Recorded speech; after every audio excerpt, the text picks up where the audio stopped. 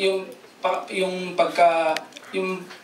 binigla mo kami dun sa talent mo sa comedy, may mga binigla ka rin na press kagabi. So, would you like to clear things out tungkol dun sa sinabi mo? Kasi meron daw, may napikon daw, may... wala naman po nag-walk out.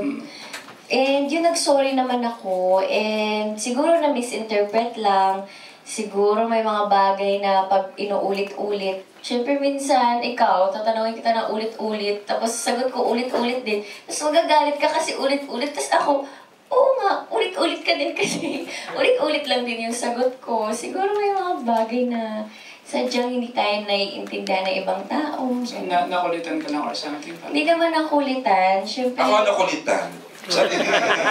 medyo lang. Siyempre, kahit tao din naman kami, kahit artista kami or something, may nararamdaman din naman kami kapag medyo nasisindakan kami.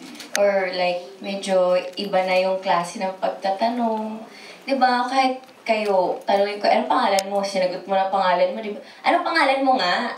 Pangalan, Kim. Pangalan mo, Kimberly. Pero wala ka talagang ibig sabihin, then let's just clear things out. Yes, and I explain myself naman. Tsaka wala pong nag-walk out. Kung meron man, wala naman po, meron yatang tumatawag. Baka paalis na siya talaga. Okay. Oo, wala naman po nag-walk out. Tsaka kung may na-offend man, pasensya na po. Okay. Thanks, Kim. How nice of you.